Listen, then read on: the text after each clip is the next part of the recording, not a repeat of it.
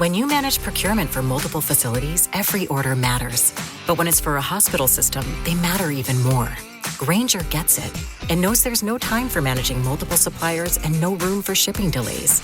That's why Grainger offers millions of products in fast, dependable delivery, so you can keep your facility stocked, safe, and running smoothly. Call 1-800-GRAINGER, click Grainger.com, or just stop by. Grainger, for the ones who get it done.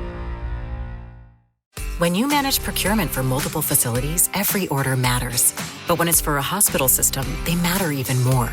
Grainger gets it and knows there's no time for managing multiple suppliers and no room for shipping delays. That's why Grainger offers millions of products in fast, dependable delivery, so you can keep your facility stocked, safe, and running smoothly. Call 1-800-GRAINGER, click Grainger.com, or just stop by. Grainger, for the ones who get it done. Ladies and gentlemen, thank you for listening. Thank you for downloading. And thank you for subscribing to the latest edition of the 12 Kyle Podcast. I'm 12 Kyle. Check this out. On this podcast, what we're going to do is we're talking about the three-peat. No, we're not talking about sports, but in the sports reference of a three-peat. And what I mean by that is that when you have a three-peat in sports, that means you've won the championship 3 consecutive years. But this time we're applying it to music. Now, if you've been following the podcast, you know that we've done some three-peats on some artists and their first 3 albums. And this podcast will be no different. This episode, we are talking about OutKast as we take a look at their first 3 albums: Southernplayalisticadillacmuzik, ATLiens, and Aquemeni. And I've got a special co-host, my man, King Jerm from the Frocast Podcast is with me in the building. So sit tight. After the break, we will present to you three-peat, OutKast, here on the 12 Kyle Podcast. Let's get it.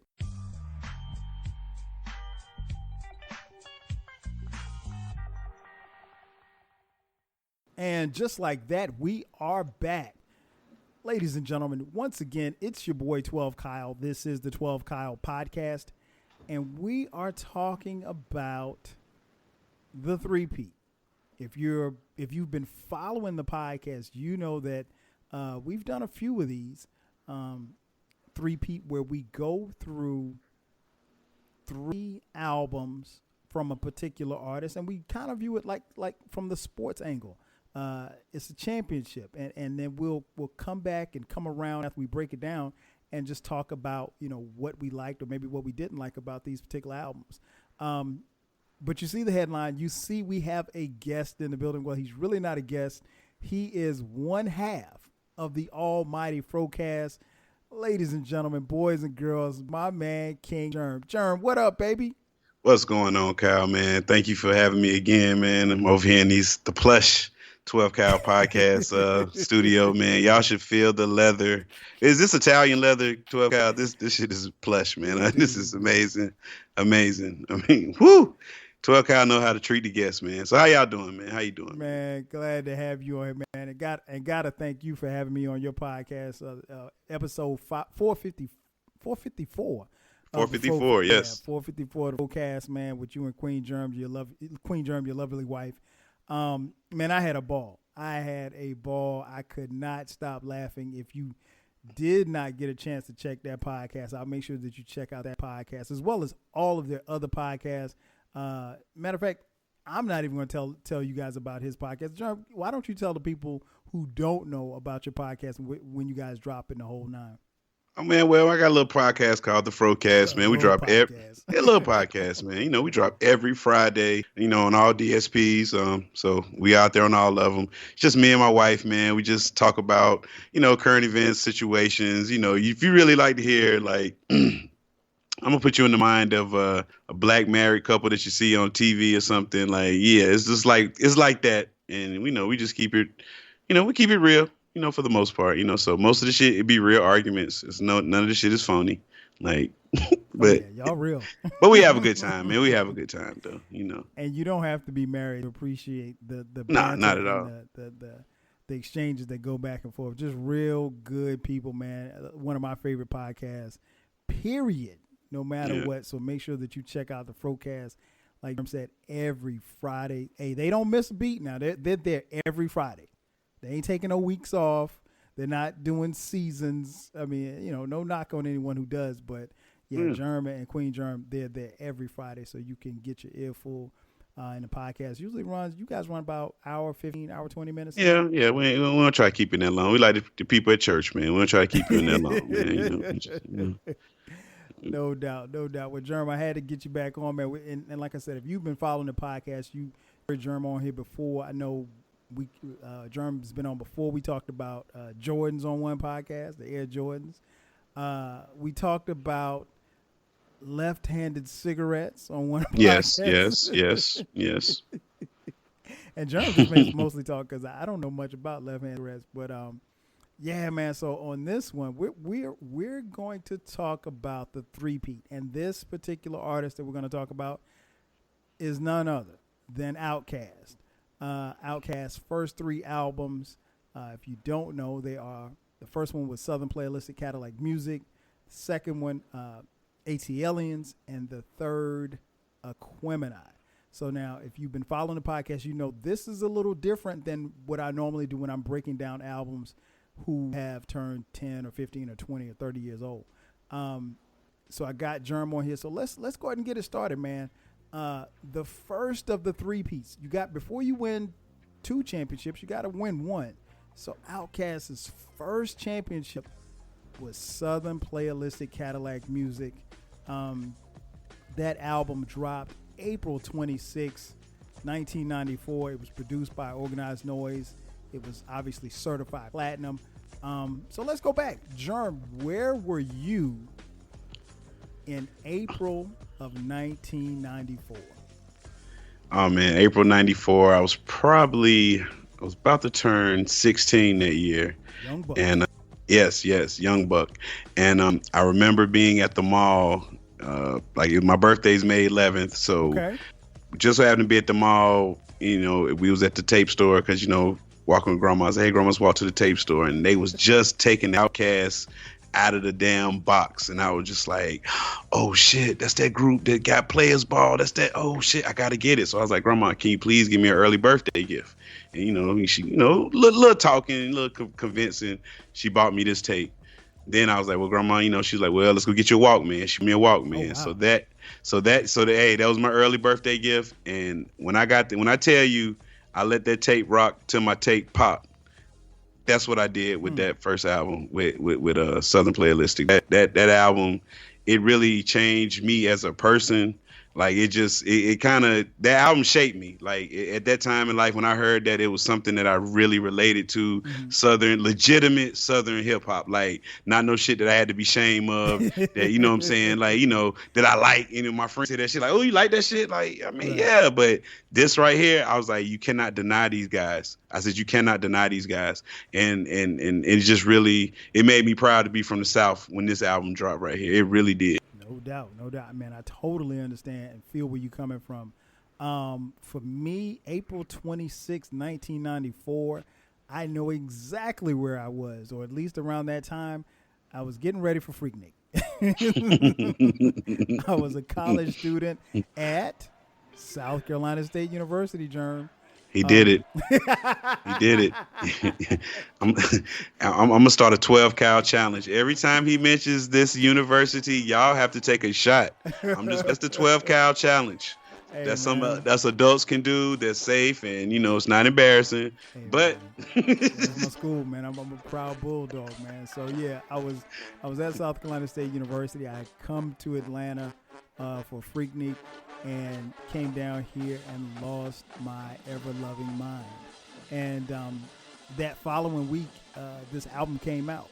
And I remember hearing, like you said, the single, Players Ball. And obviously that was, hot in the streets. But I just remember going and buying the tape And when I bought the tape, man, I could not stop playing it.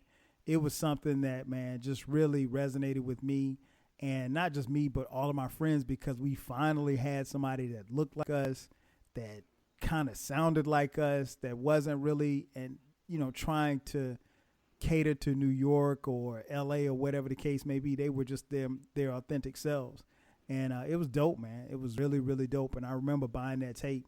And then the funny thing was, I think I had the tape, Jerm, I might have had it for a month. And then the tape came up missing. So you know what I did? Went and bought the CD. So OutKast got my money. And, CDs weren't, I was a broke college student. So it was a lot for me to go drop $10 on that CD, man, but I had to have it. And obviously, like I mentioned earlier, the singles that were released, Players Ball, Southernplayalisticadillacmuzik, which was the title track, and then Get Up, Get Out. Now, you touched on it a little bit earlier, but give me a couple of things that you think what made them outstanding on this particular album. Okay, outstanding, I would say just representing the South, giving a good picture of Southern hip hop. Like I said, they legitimized it in my eyes. Like, that's why I was just like, so they legitimized Southern hip hop on this album. It was new wave. It was something we never heard before. Like, nobody from the South, it was new to us. And I mean, I could go on for days about this album.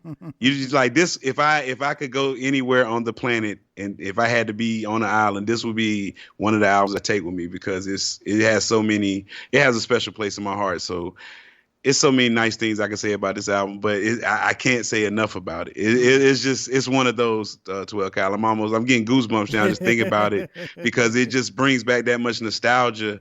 Like, Young Jerm was like, this album take me, man. Like, it meant so much. I bought this album 11 times, man. Wow. Like, I'm like, I got a copy right now that's never been opened, like a CD. Are you serious? Yes. Wow. I bought this album because I always, like, every time something I'm missing, that, because I remember on the CD it had like the little what was the drawing on it? The half naked woman. Yes, with the colors going around it, right? Mm-hmm. She was, yes. So, and I remember it kept coming up missing, so I buy another one. So one day I said, look, I bought one. I said, I ain't even never open this one. In the age of streaming, so I never had to open it. So that's why I'm like, yeah. So I still had that one closed up. Like, I was just like, I bought this. That's the most bought album I've all my albums. Never bought one more than 11 times. Sorry. I bought Illmatic 5 times, and that's because my friends kept stealing it from me. But I currently have 2 copies of the Southern Playalisticadillacmuzik CD in my house right now. I still have 2 copies of the CDs, man. That's dope, man. 11 times. Yeah. Gee, 11. Golly. Wow. See, what made them outstanding on this album? Much like what you said, man. They were from the South. Yes. And, I came up in an era where I loved hip hop and gravitated toward hip hop. But, obviously the hip hop that I grew up on, there was nobody coming from the South. And then when we finally did have Southern acts, it was, obviously Ghetto Boys, and then Luke and 2 Live Crew. And then right before OutKast was UGK, Underground Kings, out of Houston. But there was nobody from this area or whatever the case may be. I'm from South Carolina, so it was definitely nobody from South Carolina. But, Atlanta really wasn't like a place that was hitting musically at that particular time. But yeah, they definitely put the South on the map. And like I said, they looked like us. Like, when you heard them, when you would hear them talk, they sounded like some Southern dudes. Like they sounded country, Yes. and they made it cool to be country, because at that particular time, like, you weren't gonna get any type of airplay or acceptance, above the Mason-Dixon line, as far as music was concerned. So much like, I should say, unlike Boys, unlike UGK, unlike Luke, OutKast was probably the first group that I can remember from the South that wasn't regional.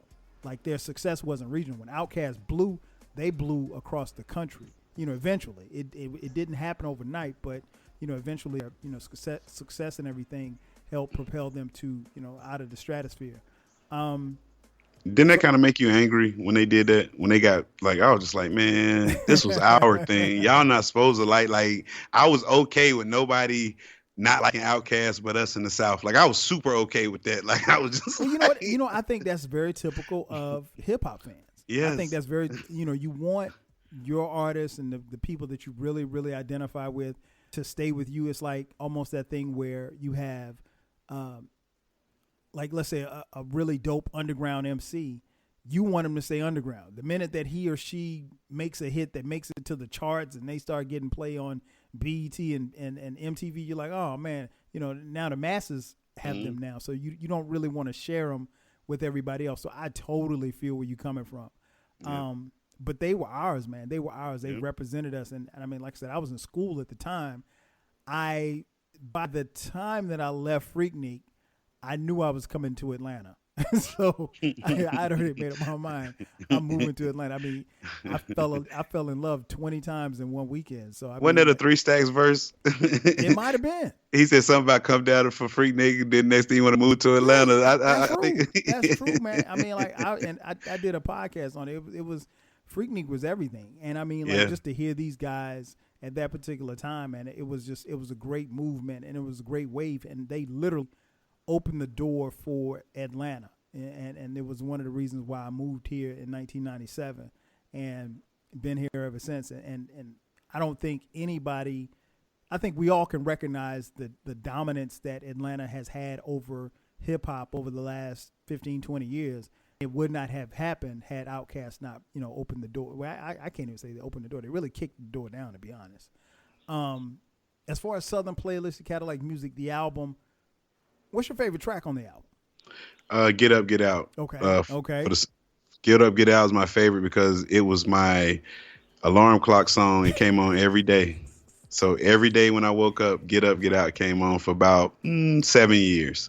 So from the time I was 16 to the time I moved out of my house, that's what my alarm clock song was. So Get Up, Get Out is my favorite song on the album. Yes. Okay. For me, I will say the same. Get Up, Get Out is my favorite track on the album.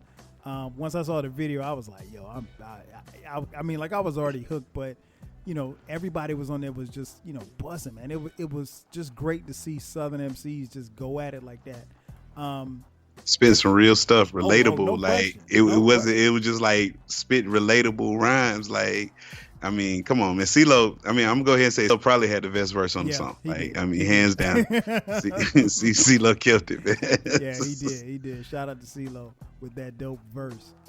What about the song that you could have without? Now this is a tough one for me. Technically, I would say the interlude, but I love the Peaches interlude because Peaches' voice, I used to be in love with her. I used to be like, man, I gotta get me a Georgia girl. Boy, they talk like that's what I was just. So. And you got you a Georgia girl.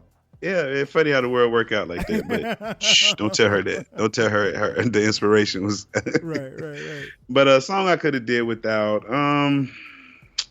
How you pulling teeth here, Cal? Mm-hmm.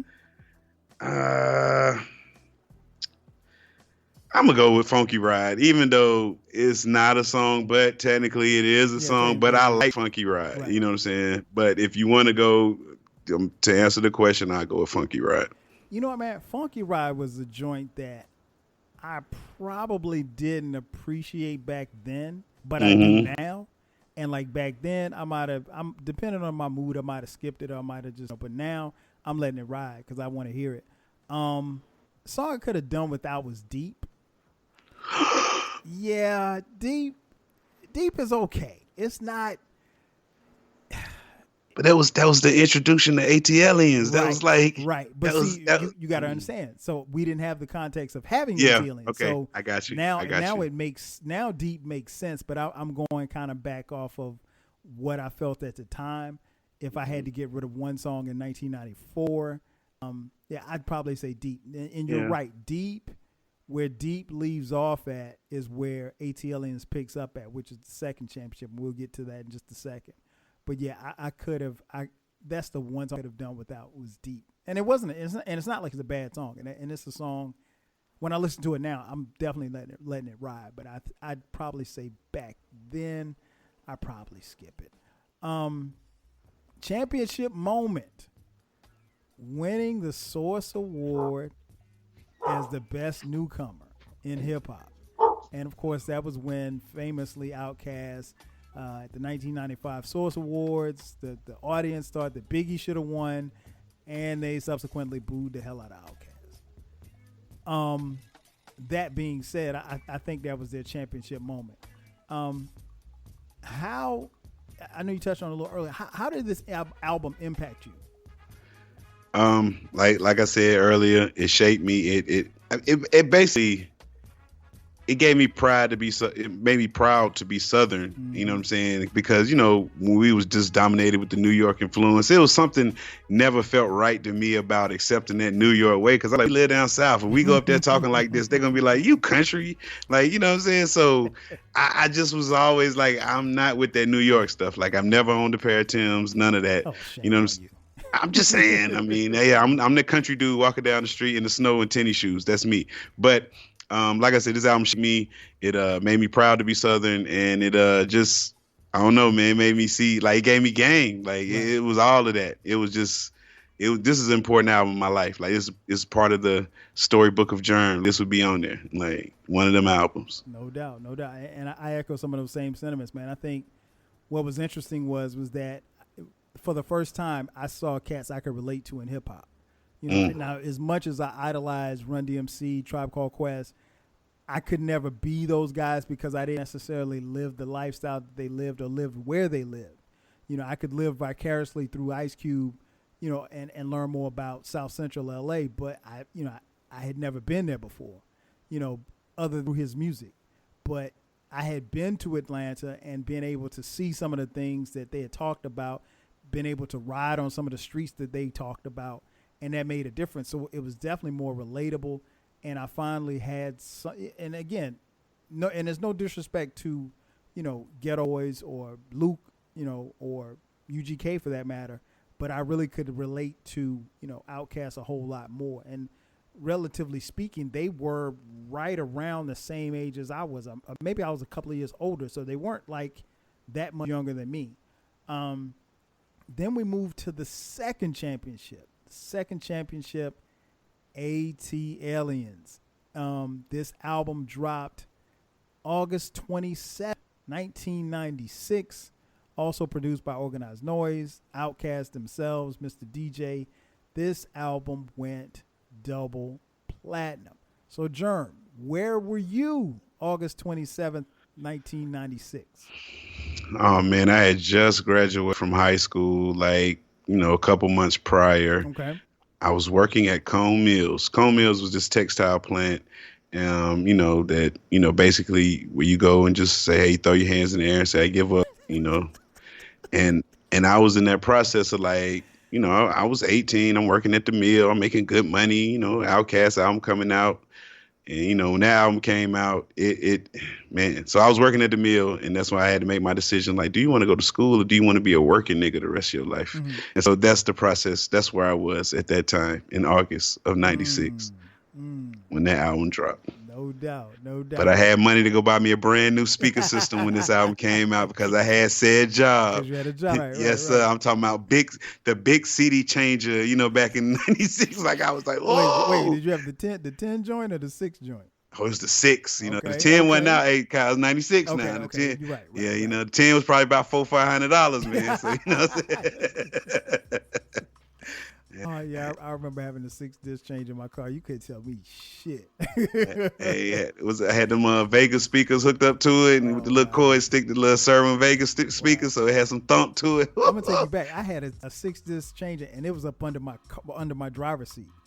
Ooh. In my Nissan Sentra, sitting at 13s. But I keep them clean though. Oh, for sure.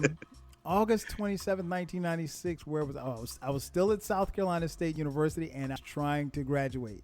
I would be graduating in a few months in December of 1996, but I remember that summer distinctly because I had completed playing football, so I was about to enter my 5th year at South Carolina State University, and there was no football, so there was only just, you know, me and my studies just to finish up, you know, my time at SC State.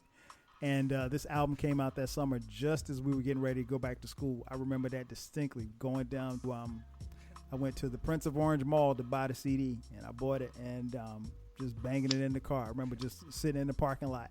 I didn't even go straight to the crib. I just sat and listened to it the first run in the parking lot. And obviously the singles that were released, Elevators, Me and You, ATLiens, the title track, and Jazzy Belle. Now, Jerm, what do you think made them outstanding on this particular album? The growth, not just with them musically, but them lyrically. The sound changed. It was just like, oh, you thought we were just about pimping hoes and slamming Cadillac doors? No, nigga, come strap in for this one. You know what I'm saying? And also it was just like they just remained like, they even got colder to me on this one. Like, to me, ATLiens is their hardest album. Like, you know what I'm saying? Like, I mean, just with what they saying, like Andre said in Jazzy Belle, a line that resonates to this day. And most of the girls we liked in high school, now they dyking. Like, I was just like, wow. Like, I mean, when I heard that in 96, it didn't make no sense to me. But now I'm on Facebook and at 40 and I'm like, wow, Andre said this. Right. Like, he said, fat titties turn to teardrops, fat ass turn to laugh. And I'm just looking at some of these girls that we used to, and I'm just like, whoa, Andre said this in a song. You know what I'm saying? So, yeah, so it was just like, just the fortune telling on that song, the foretelling, whatever that word I'm looking for. Yes, that. No doubt, no doubt. Yeah, man, I agree with a lot of what you said. I think the growth, you could hear the growth in both of them as far as their rhymes. I think by the second album, Big Boy had a child. Yep. And Dre, I think, was dating, or he was either dating or he had just broken up with young lady from the group Total, the R&B group Total. And so you could hear the growth. You could hear that they weren't talking and rapping about the same things. And I remember when the Elevators video dropped and Dre had that turban on, and it's like, I'll never forget it, man. He had that turban on, and I want to say, like, let's say the video dropped on Monday. By the time Saturday hit and we went to the club, man, I saw at least 5 dudes in the club with turbans on. Hey, and I was one of those guys. Once I found out they was at the beauty supply store, oh man, I had all different colors. I'm talking about I had them to match all things, bro. Come on. Oh my gosh. Don't say it ain't so, Jerm. What? Man, listen, I couldn't wait till Friday night came for me to go to the football game. Because, you know, like I said, I worked at the mill. I got money. I'm fresh out of high school. I'm about to go to my old high school game. I had my turban on, bruh. Everybody looking like I had a Michigan. I will never forget. I had a Michigan football jersey on. The maize and gold, the dark blue one. And I had a dark blue turban on with it and some Barry Sanders Nikes on. I will never forget. And look, I had the football gloves before Puffy and Mace did it. I had the football gloves on because I remember at halftime my cousin seen me because he was playing. He was like, hey, let me get them gloves. and I was like, no. Like, yeah, you actually playing? Nah, I'm just wearing these for style. Like, so wow. Yes. Wow. That's what's up, man. Oh, man. I think, you know, like you said, it's just they had style. I also remember some OutKast fans, not a lot, but some OutKast fans giving some pushback on this album. Like, they didn't like the direction that they were going. They were just like, oh man, wait a minute now. You know, you open up the album cover and it's this cartoon and it's showing them like, and they're talking to aliens and it's all spaced out and everything like that. So it's like, wait a minute. We went from, you know, Braves jerseys and ball caps on the first album to this guy got a turban on and, you know, they got this alien in the cartoon and all of this stuff. Like what? So for some people, not like I said, not a lot, but for some fans, like it was too much for them. And I distinctly remember one dude that I went to school with. When he heard the album, he's like, "Man, I ain't fucking with OutKast no more." And I was like, "Huh?"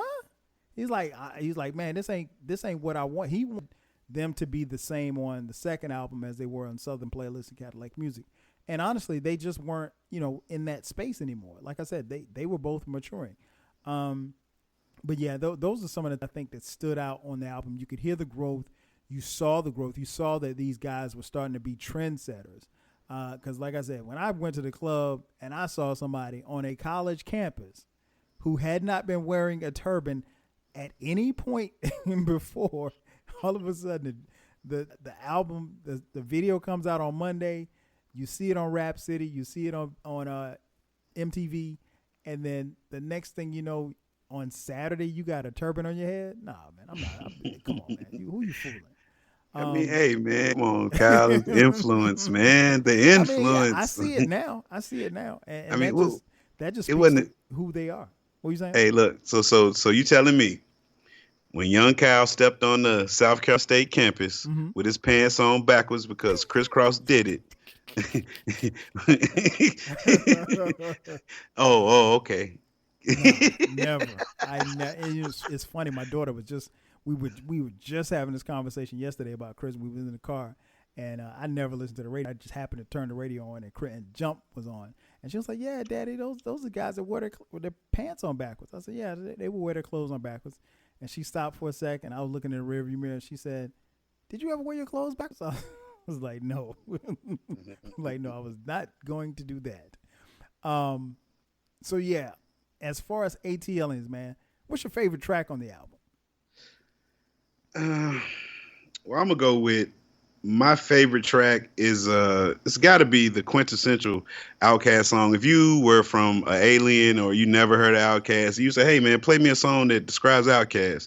I would play Elevators. You know what I'm saying? Just because I think that song like shows you what OutKast is about. It shows skill, shows creativity. It's just like I think that's the quintessential song. Like that's their, that's on their. The best song they got overall. But that's my favorite song on the album because it was literally me, my cousin, and his cousin rolling down the street with his mama. And like, so when that shit came out, like going to the game one time, we was listening to the song and I was like, it was like me, you, your mama, and my cousin too. And it was just like, we weren't rolling down the street on foes or nothing, but you know what I'm saying? But it was just funny. So, yeah. No doubt. Man, I think, let's see, my favorite track, I gotta say, and this is kind of hard for me because I love so many of the tracks on the album, but I'd probably say Wheels of Steel. Just the scratching and everything and just how they were rapping, man, that still is one of my favorite tracks. It's the favorite track on the album. Not necessarily the best track, but it's definitely the favorite track. So when they do that at a concert, it's pretty dope too. I ain't mean to break in, but like when they do Wheels of Steel and they had the DJ get his little turn and be cutting it, it's like that's a good one to see at the show. Like I'm glad I saw them in concert and I saw them perform that actual song. So conversely, what song would have done without on this album? I'm gonna go with taking out the intro because it's an intro. Song wise, I'm gonna go with I think it's Millennium. Okay. When he was like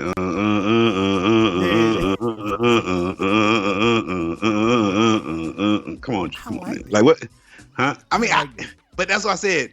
Picking, if I could do, I just feel like they could have beat was kind of lazy and it was just like the hook was super lazy, but that's the one I could just do without me. And it's not saying it's a bad song at all because with OutKast on their first 3 albums, I really don't think they had any bad songs, but they're still a worse song even doing with a classic album. It's still, it's a bad song on Illmatic. What's the worst song? I'm not saying it's a bad song, but it's just the worst song on that album. So, You're right. And we've talked, me and E-Collective, we talked about that where, even on a classic album, you're gonna have a song that probably just did it or is not, to your liking or whatever the case may be. Yeah, it could just be sequencing. It come after a really great song, like a letdown. It might be a good song, but you just like, man, after that song that just went off, and now this come on, and it could just be anything. So it's just like, people get upset when you say, "Oh, you say they got a bad song." Right, it's a classic album. Right. Yeah, you still gonna have a bad song with it. It doesn't matter.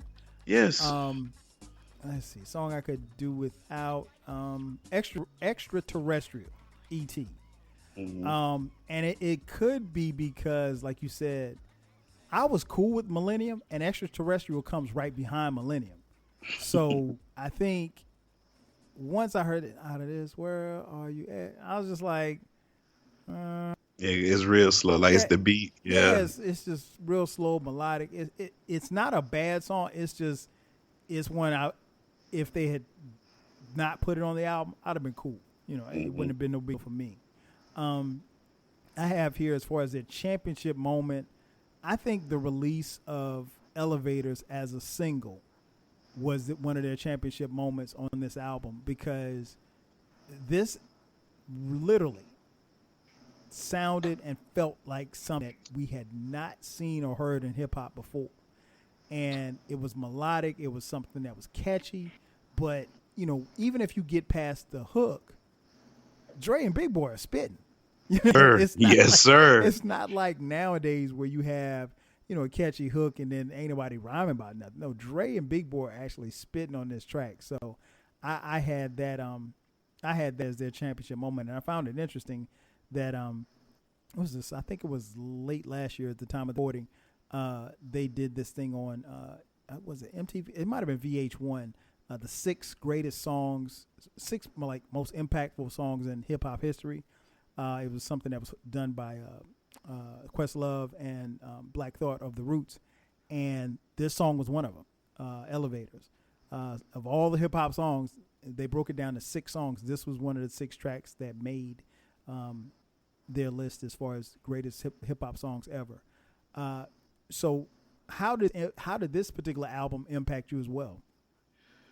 That it kind of opened my mind up to see that first album, what I thought it was, or thought they were about, that they let me know that like they way deeper than this, and that let me know like, shit, Jerm, you gotta be more than that too. So it's just like I grew with them on this album, because they only like maybe 2 or 3 years older than me. Okay. You know what I'm saying? So it's like I grew with them, and even like my mind state changed with them, and I saw that it was, like I said, I think Big Boy had a child by this time. Mm-hmm. I think Bamboo was born.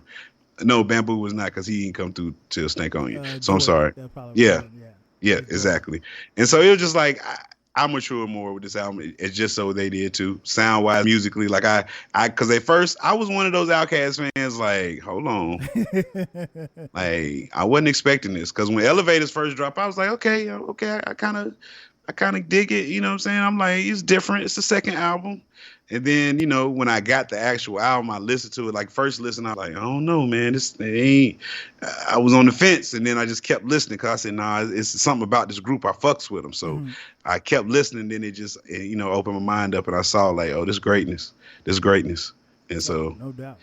Yeah. No doubt. Yeah, I feel you on that. I think for me that this album impacted me in a sense because, like I said, I was about to graduate from college. So from August all the way through December, this was one of the soundtracks that got played every single day. I mean, it didn't matter. And you can ask anybody who was around me at the time. If you can ask my girl, who's now my wife. I would play this. We had an apartment off campus. I played this in the apartment. I would play this on the way to campus, going to class. I played riding home. I would play it all the time.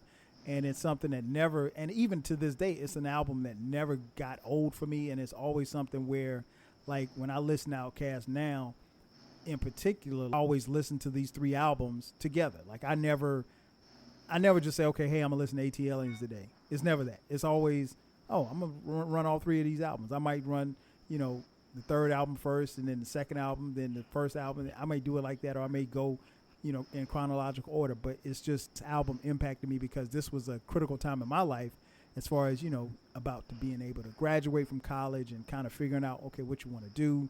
And like I said, by that time, I had my eyes set on Atlanta. So this was like just really a prelude as to what was to come for me. Then we get to the 3rd championship. That would be Aquemeni. This album dropped September 29th, 1998. Also produced by Organized Noise, OutKast themselves, and Mr. DJ. According to the wiki, this album went double platinum, but I think this album went triple platinum. I'm not exactly sure, but let's just say triple platinum. Sounds better. I know, right? So, Jerm, September 29th, 1998. Where were you when this album dropped? Oh, funny story. All right, so albums used to come out on Tuesdays. Mm-hmm. I know, shocking people. I know, shocking. You know, we used to have to wait to Tuesday, Monday night at like midnight, right? You start getting albums. Yes, sir. So I didn't get paid till Wednesday, and on that day, Hard Knock Life Volume 2, and OutKast came out. So we was at Willie's Records in Greensboro, North Carolina, and it was just like I was in line, and the lady just assumed that I wanted fucking Jay-Z's album because they had a stack of Jay-Z albums and a stack of OutKast albums. So she just assumed I wanted Jay-Z because, you know, everybody in that line. So she just went ahead and put the Jay-Z down and said, I want the OutKast. But the funny story, I had the money, but my homeboy Nesto, God bless the dead, he was like, I tell you what. He said, because he wanted the Jay-Z, I want the OutKast. But I was like, look, man, if I'm going to pay you back, I might as well get the OutKast instead of buying the Jay-Z. And I just, you know, buy you the Jay-Z tomorrow and get paid. So he was like, cool. So I copped the album after I tell the lady, nope, I want the OutKast. So she gave me the OutKast. We go sit in the parking lot. I pop the CD in my car. We rolling up. Soon as the fucking first song come on, Return of the Gangster, I said, oh, this is a 5-mic album right here.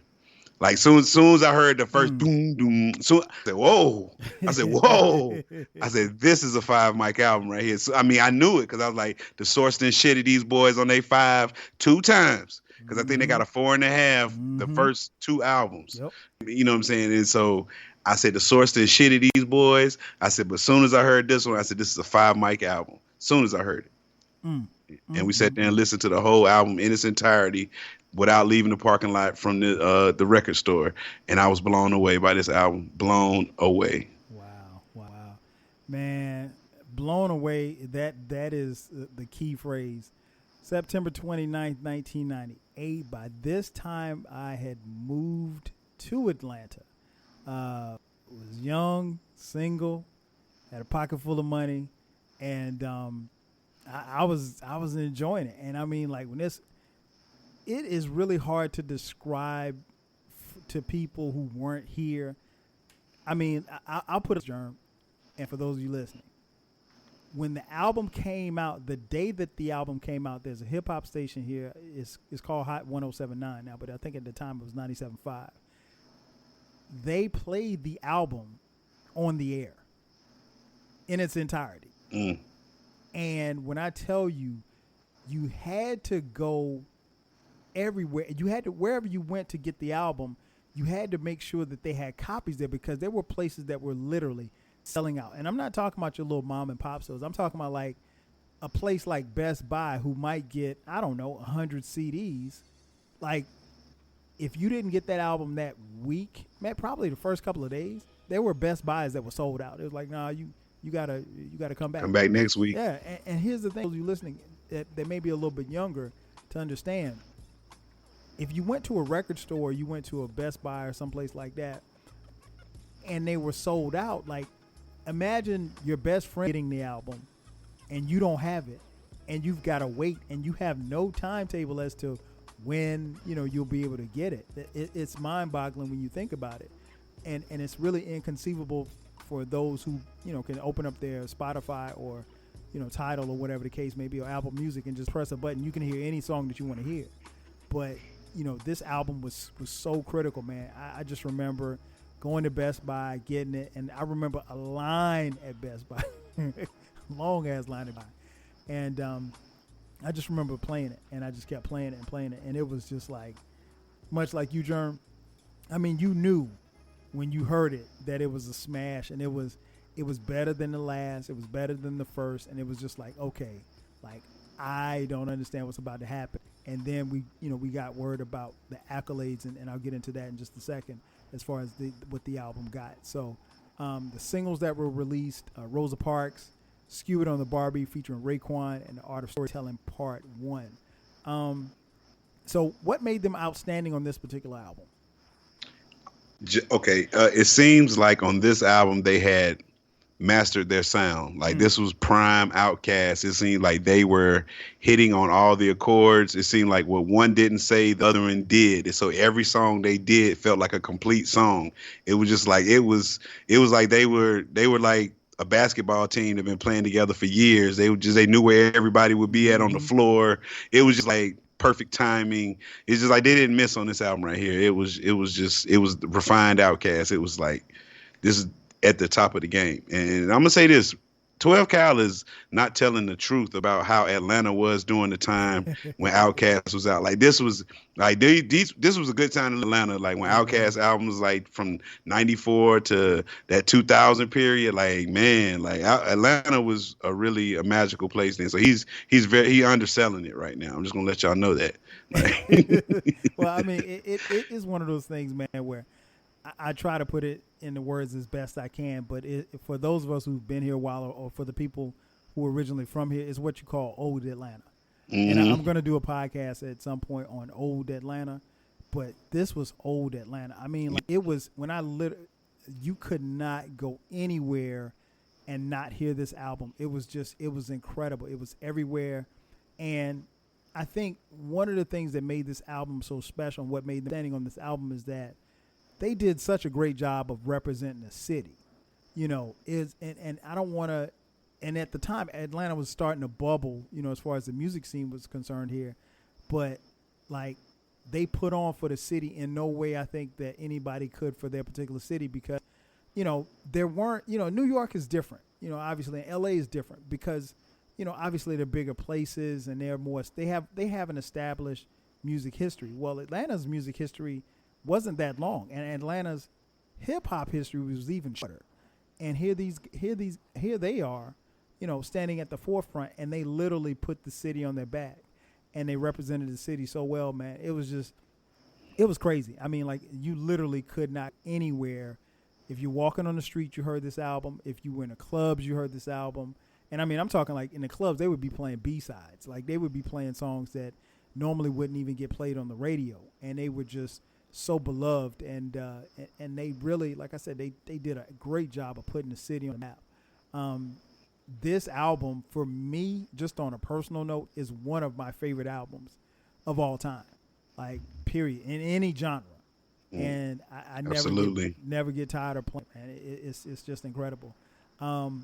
This next question might be a little bit hard for you. Favorite track on this album?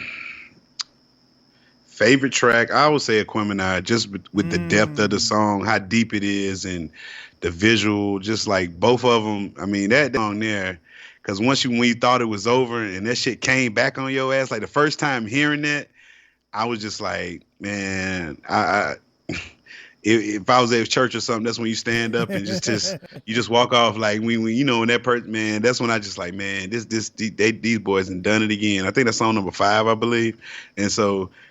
By song 5, when they did that on Aquemeni, I was just like, yeah, man. Track 5. Yeah, so that song there, yeah, that's by far. I ain't gonna say by far, because that song there is just so deep. Because I was messing with a girl, she was like a Nubian or something, or trying to be a Nubian at that time. So she really made me study that out. Nubian? Oh man, the people that they had like a compound down in Eatonton, Georgia, where they had the pyramid and all that stuff. It's like I don't know, it's wild story. That's a whole nother 12 Cal podcast. Yeah, we have to get you back on to talk about that. Yeah, I think, man, it was. Another thing I forgot to mention that made him outstanding was when you get to the second track, "Return of the G." I thought what was interesting there was you hear them actually address a lot of the rumors and innuendo that was being filtered out into the streets. People were wondering, especially by the time the second album came out, well, man, what's up with Andre? Yep. Like, is he on a cult? Is he in a cult? Is he on drugs? Is he gay? And those are things that kind of float around, and it felt good to hear them actually address that kind of stuff. And people were, in Big Boy's ear, like, yo, you should be leaving the group. Like, this dude about to make the group go crazy or whatever the case may be. Mm-hmm. But, people didn't understand their friendship and how close they are. And we also got to see the differences in Dre and Big Boy by the time this album came. One of the things that this album was promoted as, it was called The Pimp and the Poet. And that's really who Dre and Big Boy were, at that particular time. Andre was this artsy and craft, arts and craft kind of guy. And Big Boy was the street guy. And so, yeah, it you could see the blend of the two, and then just them addressing that on that particular track was outstanding to me. So favorite track. Favorite track. I'm a little biased on this track, and it's "Good on the Barbie" featuring Raekwon. And the reason why I'm gonna say I'm biased is because of the video. I was at the video. And let me tell you how they did. So you listening, you're familiar with the video. If you're not familiar with the video, pull it up on YouTube. So OutKast is filming this video and for "Skewed on the Barbie" featuring Raekwon, and it's gonna be at the House of Blues downtown. It was called the Tackle, and so like what happened was they just came on the radio one day. Like Dre and Big Boy were in the studio. They came in the radio. They said, "Hey, if y'all want to be in the video, come to the Tabernacle today at 5:00." And literally, everybody showed at the Tabernacle that day. And we got in, and there were people in the balcony area and stuff like that. People on the floor. I was on the floor, but the camera didn't get me, or maybe they did, but they didn't show. I was right there at the front, and they ran through the video. I want to say 3 times. And that's all that they did. And that probably took maybe about 2 or 3 hours. And that was it. And then when I never forget when Raekwon came out, man, the chicks lost their mind. They were going crazy. And I thought that was interesting because, like, at the time, you really didn't see a lot of New York rappers rapping with Southern rappers. Like, that was unheard of. And for Ray to jump on, and I was a big Raekwon, still am a big Raekwon fan. For him to jump on that track and then for them to be busting on that track, I thought was crazy. But yeah, that's my favorite track because I was at the video, and literally, like I said, they just came on the radio and just said, "Hey, if you want to be in the video, we're shooting at the Tabernacle at 5:00." And like I said, half Atlanta showed up, and they turned a lot of people away. I just happened to get there early, but that was dope. So I would say "Skewed on the Barbie" for me, only because it's sentimental because I was actually in the video. Conversely, what song could you have done without on this album? I'm gonna to get me, killed. There's only one answer. I'm gonna get killed for this one. Rosa Parks. Oh my gosh. Okay. I mean, even though like concert wise, it's a fun song, but I mean, if it wasn't on the album, it wouldn't change it. It wouldn't. I don't think it made the album any better. I don't think it made the album any worse. So if you took it off, I wouldn't. I don't think it was the dynamics of the album if you took Rosa Parks off. Okay. For me, there's only one answer. You better not say it, 12 Kyle. You better not say it. I know what you're gonna say. Mamacita is awful. No, it's not. That song is that is. Now, you mentioned OutKast didn't make any bad songs. That's a bad song. I absolutely hate that song. Kyle, that's one of Andre's hardest verses. Yeah, but the Mamacita, oh my gosh, it's awful. The hook is awful. It's awful, man. That was like, this album was like the first time we had some people outside of the DF on the album. And I don't know who, Masada, I don't know who she is. Awful. Did she ever rap again after this song? I don't know if they picked her up maybe they found her at the Tabernacle. Maybe she was standing next to me at the Tabernacle and they let her rap on the album. I don't know. She was awful. That hook is awful. Mahogany Queen teeth on the right. Be careful what you make first. I mean, okay, so I mean, I don't know, man. I'm on the fence with Mamacita, man. I love that song. Let me tell you something, Jerm. At the time, they could have gotten. Okay, if you wanted a female MC, you could have gotten Tion or anybody. Or who's Tion? Who's Tion? T-Boz. I'm sorry. Oh, I forgot. I know. See, celebrities. You called her by her real name. I'm sorry. My bad. I'm sorry. I don't know her personally. I just call her Tion for some reason. Yeah, because you know her, 12. I mean, you know her, man. Come on, man. Just like you was just at the OutKast video shoot. You called T-Boz by her first name. I'm sure you called Jay Sean too. You be like, "Hey, Sean." I mean, boy, you stupid. Oh man, that's funny. But yeah, they could have found another female MC if she was god awful. Oh my god. And maybe she won the contest and that was her prize. I'll put it like this. For me, and I can't speak for anybody else, I just I have to be in a good mood to want to actually listen to that song because every time it's a skip for me. And like we mentioned earlier, a 5 mic album, and it could have a skip or two on it. And that is my one skip on this album. I do not want to hear that. I get what you're saying about Rosa Parks. And there's some people that probably don't necessarily cater to Rosa Parks just because, of its airplay and maybe people got tired of it or whatever the case may be. I get that. Yeah, I like the song. Mm-hmm. I mean, I met Egyptian and she hit me like I like what he was saying like that was, but it's like yeah, like the Nathaniel song when dude rapping from jail, that shit hard. Yeah, like hard. Oh, he was going off and he like was you killing said, it. like you said, I mean, Dre's verse on Mamacita is dope. It's a dope verse. I just can't get past the hook. It's just, oh my gosh, she is just awful. Shout out to what's her name again? Masada or something like that. Masada, if you're listening, I'm sorry. The championship moment for Aquemeni was, like Jerm said a little earlier, finally achieving the vaunted 5 mic rating in the Source magazine. Just to explain briefly for you guys who may not have been around or may not have been outside, to get a 5 mic rating in the Source was damn near impossible at that particular time. To be a Southern rap act and get that was virtually impossible because keep in mind that it was voted on by the staff at the Source. So it's not like if I'm the one that's reviewing the album and I say, oh, it's 5 mics, and Jerm is my coworker, and Jerm's like, okay, well, hey, I agree. And me and Jerm say it's like they had to go through like 20 people to get this 5 mic rating.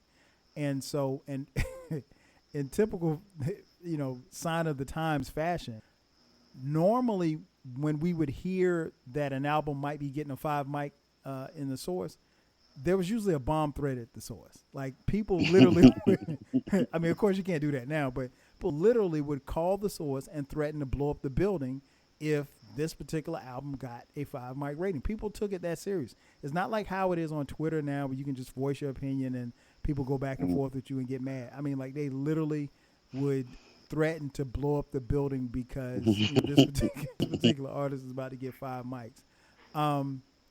So yeah, just wanted to give you guys some context about that. So yeah, Jerm, this particular album, how did this one affect you? Oh man, again, more maturity. It just showed me depth and to read between the lines. Like, it was just more than words at this point with OutKast for me because I was one of them OutKast stans. You know what I'm saying? Mm-hmm. So it was like it made me really open my mind reading other books and stuff that was related to what things they were talking about. So, and it didn't help. Like I said, I was messing with the Nubian chick, so it was. Think of the hoteps, the people that be standing on the corners yelling and shit at you and stuff like. It's kind of it's like it's in the vein of that.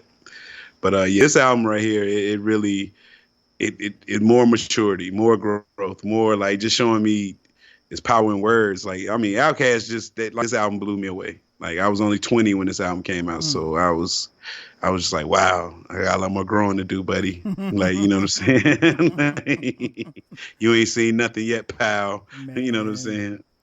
Oh my gosh, this album impacted me in so many ways, man. Like you said, it was about growth, about really just seeing these guys kind of come full circle, and all of the successes that came with this album. We celebrated it because, and I felt even more closer to this album because I was here in Atlanta at the time. Like you said, Jeremy, old Atlanta at that particular time, man, it was a vibe, man, just to be here and be in the city when this happened, when this album dropped. And like I said, it's unheard of to hear a radio station say, hey, we're going to play your album so much, we're going to play it in its entirety for the next hour, commercial free. And, DJ would pop in and talk a little bit, but, like that was just unheard of. It also showed like where Andre and Big Boy were as far as like where they were as men. And then we saw them even striking out even more, because by the time they started touring for this album, Dre was showing up in whatever. I mean, he might have on some shoulder pads. He was on some Prince marching band outfit. You know what I'm saying? I mean, like he was he was getting even more crazier. And I want to say by the time they started recording this album, I want to say he was dating Erykah Badu at the time. Most definitely. That's what he was talking about in Rosa Parks. So, you know, it was just beautiful to see, man. And like I said, seeing them get the love and getting the accolades and everything that they got for this album, I think it just resonated with me just a little bit more being here at the time. And, you know, it felt like when they won, it felt like we won. You know what I'm saying? Like, because they were like our champions. So, you know, they'll always be one of my favorite hip hop groups, period, no matter what. And like I said, this album is one of my favorite albums, period, any genre. I never get tired of listening to it. Never. So before we get out of here, Jerm, I got one last question for you. Okay. We always say this on the 3-Peat. We need you to rank these albums from, in your opinion, best to worst. I mean, in this case, I don't really know if it's the worst album. Yeah.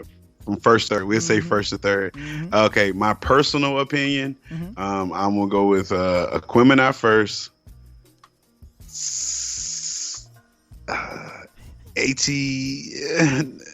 Aquemeni first, Southernplayalistic second, and ATLiens third, and that's why I'm gonna leave it at. Okay. I gotta go reverse. I gotta go Aquemeni first, ATLiens second, and Southernplayalistic third. And I mean, like, it is like splitting hair for me. Yeah. It's like, and it is depending on the day. Depending on the day, 2 and 3 could switch places at any time. Yeah, but I think Aquemeni is the most complete album. ATLiens is the hardest album, and Southernplayalistic is my favorite album, if that makes any sense to anybody out there. So makes total sense, bro. No doubt. Yeah, man. Before we get out of here, man, Jerm, once again, tell the people where they can catch you, where they can catch the podcast, and all of that good stuff. Man, you can catch me out here in these Twitter streets, Frocast, at Nappy Afro if you're nasty. You can catch me on Instagram as it's the Frocast on Instagram. And every Friday we do a little podcast called OutKast, me and my wife, every Friday. So check us out on all DSPs, and that's about it, man. For sure. Well, I got to thank my man King Jerm for coming through. Shout out to Queen Jerm. Shout out to the Frocast Nation. And shout out to you all for listening. Thanks again for checking out this edition of the 12 Kyle Podcast. So for my man King Jerm, I'm your boy 12 Kyle. We'll catch you guys next time. 5 G's. If you get a chance to come to the 12 Kyle studio, the hors d'oeuvres are delicious. This guy. If you work in university maintenance, Grainger considers you an MVP because your playbook ensures your arena is always ready for tip-off. And Grainger is your trusted partner, offering the products you need all in one place, from HVAC and plumbing supplies to lighting and more, and all delivered with plenty of time left on the clock, so your team always gets the win. Call 1-800-GRAINGER, visit Grainger.com, or just stop by. Grainger, for the ones who get it done. If you work in university maintenance, Grainger considers you an MVP because your playbook ensures your arena is always ready for tip-off. And Grainger is your trusted partner, offering the products you need all in one place, from HVAC and plumbing supplies to lighting and more, and all delivered with plenty of time left on the clock, so your team always gets the win. Call 1-800-GRAINGER, visit Grainger.com, or just stop by. Grainger, for the ones who get it done.